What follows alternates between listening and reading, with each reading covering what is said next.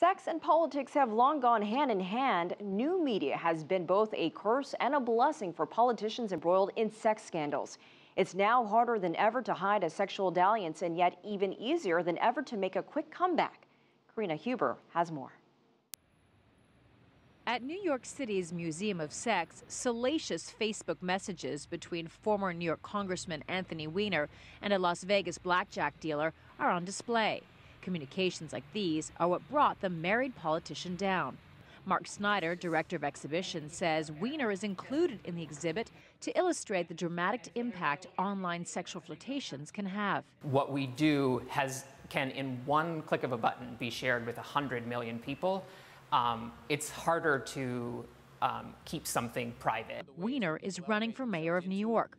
Former New York Governor Eliot Spitzer, whose career took a nosedive after it was revealed he had hired prostitutes in 2008, is running for city comptroller. Does this mean generally conservative Americans are more willing to overlook a politician's sexual indiscretions?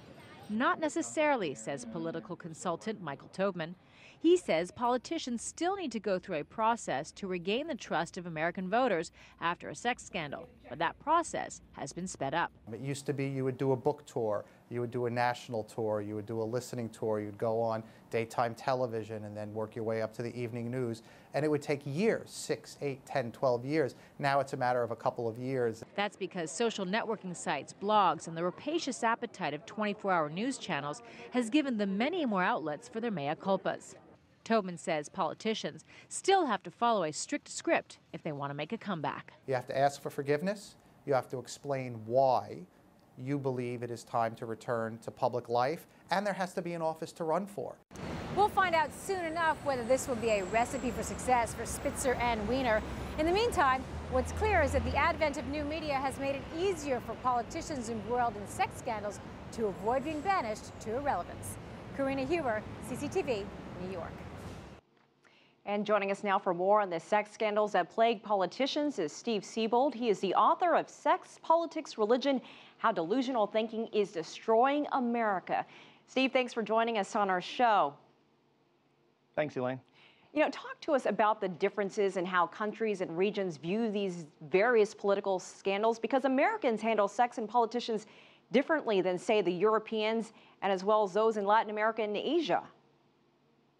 Well, no question about it. America's a very puritanical nation. I mean, 40% of our population believes the Earth is 6,000 years old, when the truth is it's 4.5 billion years old. I mean, it's a completely different set of ideas here in America when a politician like Anthony Weiner, or Bill Clinton for that matter, goes off the rails, I think, as it is in almost any other country in the world.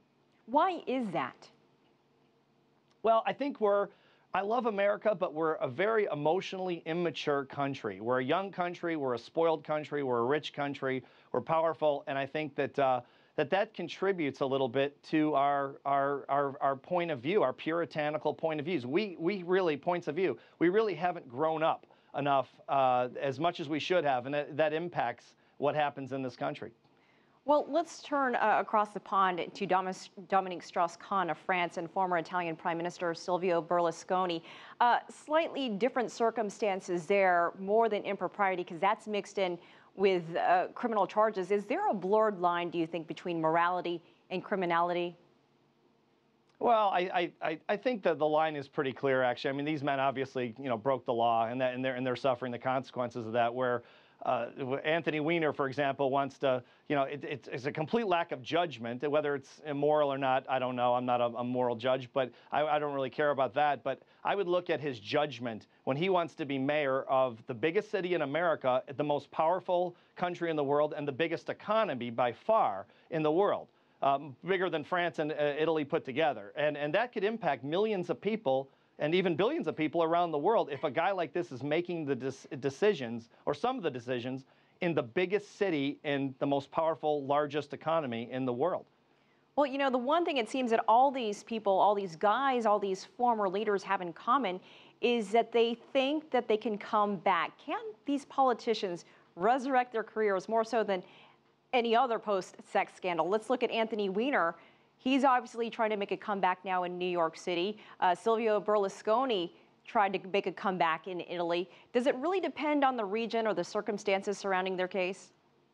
Well, I think you have to look at the individual. These men are narcissists. I mean, they're any psychologist. I mean, it's Psychology 101 to say you can look at an Anthony Weiner, a guy who just got removed from Congress because of these indiscretions, and he apologizes, then he does it, then he runs for mayor and does it again. I mean, it's just this is a self-involved narcissist that believes he's above any kind of rules, social rules, and he can get away with it. And of course, he hasn't withdrawn from the race. He's still in the race, and it's just a classic case of narcissism. And again, he can take it up with his wife as far as I'm concerned. I don't care about his sexting. What I care about is lack of judgment twice in the last 2 years. That scares me when he wants to be mayor of the most powerful city in America. Well, and look, social media isn't making anything any easier, and still, you still hear about these various politicians continuing on with Twitter and Facebook. Look at Bill Clinton. I mean, he committed an indiscretion, again, not something illegal, but he did lie to the country. And if he was able to run for president, you and I both know that he would be the president of the United States in 2016. Luckily, he can't, but he would be by popularity. And it shows the emotional immaturity of Americans. And it's a shame. We need to grow up in this country before we lose what we have. All right, Steve Siebold, we appreciate your time. Thanks for joining us from Chicago. Thank you.